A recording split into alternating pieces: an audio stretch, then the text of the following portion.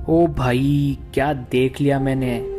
मैं बात कर रहा हूँ वेयरवुल्फ बाय नाइट की, जिसको बनाया है मार्वल स्टूडियोज़ ने और डिज्नी प्लस पे ये अवेलेबल है। और ये उनकी मॉन्स्टर यूनिवर्स को भी सेटअप करती है, जो कि आगे चल के मिडनाइट सन्स में हमें देखने वाली है। घोस्ट राइडर, ब्लेड और मून नाइट के साथ टीम अप होंगी। और ये खुद ही में ही यूनिक है, क्योंकि मार्वल ने इससे पहले 18 प्लस को इतना बढ़ावा नहीं दिया था। और ऊपर से ये बना रही थी, एक रिस्क टेकिंग प्रोजेक्ट है, तो हमें देखना था कि ये कैसे उनको एग्जीक्यूट करती है। पर ये स्टैंड आउट करती है अपनी 52 मिनट एपिसोड के बलबूते पर। और ये पूरा का पूरा episode black and white palettes में है, सिर्फ इसके एंडिंग के 2 मिनट को छोड़ के, जो फिर कलरिंग हो जाती है।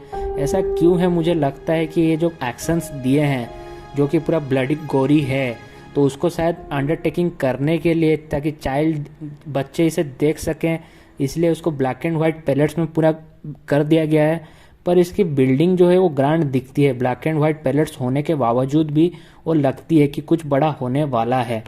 तो इसकी कहानी बहुत ही ज़्यादा सरल है। ये फॉलो करती है ब्लडस्टोन क्लान से उलिसिस ब्लडस्टोन की कहानी पर, जो कि एक मॉन्स्टर हंटर भी रह चुका था, और उसको उसकी पावर मिलती थी उस रेड कलर की जेम से, जिसको हम ब्लडस्टोन भी कहते हैं। अगर वो जेम अगर किसी इंसान के शरीर में बस जाए तो उसको इमोर्टलिटी मिल जाता था, और वो उसे सालों साल, 100-150 साल, 200-300 साल तक वो उसका यूज करके, उसकी पावर को यूज करके मॉन्स्टर हंट करता था।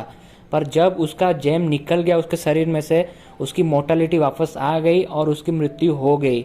फिर एक दिन सब एक मिल के फ्यूनरल में उसको एक ट्रिब्यूट देते हैं, जितने भी सारे प्रसिद्ध मॉन्स्टर हंटर्स रह चुके हैं, और वहीं पे उनका डिसाइड होगा कि नेक्स्ट किसको ये ब्लडस्टोन मिले। उसमें सब वेरियस टाइप के मॉन्स्टर हंटर्स आए रहते हैं, और उसमें से एक लड़की भी होती है जिसका नाम था एल्स्टा ब्लडस्टोन, जो कि उलिसिस ब्लडस्टोन की ही बेटी थी। और उसको भी ये ब्लडस्टोन चाहिए था, क्योंकि वो चाहती थी कि उसके पेरेंट्स और क्लान से ही उसको ये ब्लडस्टोन मिलने का पूरा हक है।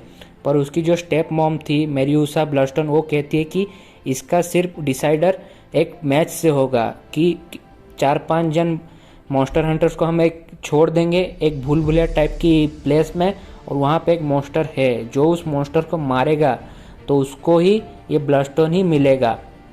फिर उसमें से किसी ने कहते हैं कि 23 मर्डर किए हैं, फिर 37 कहते हैं, और उसमें से एक रहता है जैक रसेल, जो कि हमारा वेयरवुल्फ है।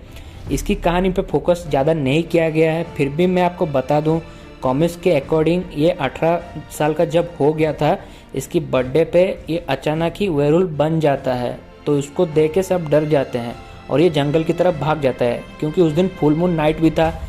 तो इसके लिए फिर वो 2 दिन बाद जब उसका फिर मैन फॉर्म में आता है, फिर वो रिसर्च करता है, जब फिर उसको पता चलता है कि उसके पेरेंट्स जो थे, उसके पिता जो थे, वो मतलब डार्क होल्ड की मदद से उनके क्लान्स को, जो वारिस को है, वो उनकी वेयरवुल्फ का श्राप उनको मिला था। तो उनकी पूरा जनरेशन में ही वो वेयरवुल्फ की लाइन कंटिन्यू करेगी। तो ये थी उसकी कहानी, और उसमें से वो भी था जो कि मैन हंटर बन के इधर आया था अपनी दोस्त एक मैन थिंग को छुड़ाने, जो कि मॉन्स्टर था, और वो उसी भूलभुलैया में था जिसको मारने के लिए ये लोग आए थे, क्योंकि ब्लडस्टोन को हासिल करना था। तो उसमें भी एल्सा इसकी मदद करती है, क्योंकि उसको भी ब्लडस्टोन चाहिए था और ये लोग उसकी मदद नहीं करने वाले थे। फिर हमारे एल्सा और जैक रसेल जो थे, वो दोनों मिलके मैन थिंग को आज़ाद करवाते हैं। फिर दोनों की जान पर कैसे खतरा बन जाता है, फिर दोनों कैसे कैद हो जाते हैं।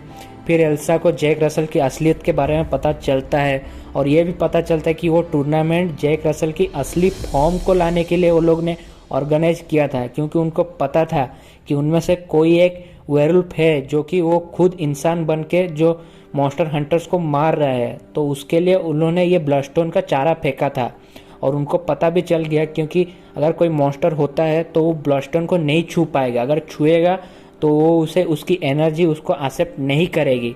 तो उसमें इन लोग को पता चल जाता है कि जैक रसेल ही वो वेयरवुल्फ है। फिर आगे इन लोग को जैसे वो लोग कैद कर देते हैं, फिर जब मारने वाले रहते हैं, फिर जैक रसेल कैसे वेयरवुल्फ में बदल जाता है, फिर एल्सा को बचाता है, फिर दोनों ने मिल के कैसे उन लोग को सबको मारा। वो बहुत ही ज़्यादा हॉलवे सीन सब है, जो कि बहुत ही ज़्यादा वायलेंट और गोरी हो जाती है, और ये एक्शन को एक अलग लेवल पर ले जाती है। फिर उनकी मैन थिंग भी उनकी मदद करती है। फिर इसी के साथ वो एपिसोड की एंड हो जाती है और उनकी केमिस्ट्री भी अच्छी दिखाई गई है, जो कि आगे भी एक्सप्लोर करेंगे।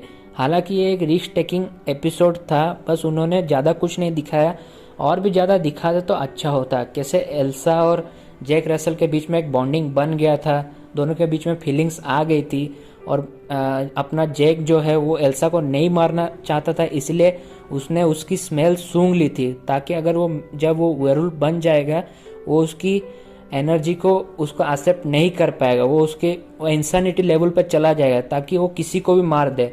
इसलिए उसकी वो नहीं चाहता था कि अभी मेरे जिसी के साथ अभी रिसेंटली मेरा फीलिंग्स बना है, मैं उसको कुछ हर्ट ना करूं। वो भी दिखाता है कि कितनी जल्दी उसने फीलिंग्स डेवलप कर दी थी, और एक्टर्स के ब्रिलियंस को भी दिखाती है, क्योंकि 50 मिनट के एपिसोड में ये सब भी दिखाया गया है, जो कि मुझे नहीं चाहिए था। फिर भी चलता है, एक रिस्क टेकिंग एपिसोड है, नहीं चाहते हुए भी देख लिया। आगे देखते हैं क्या होता है। आपको भी कैसा लगा, कमेंट, लाइक और शेयर करके जरूर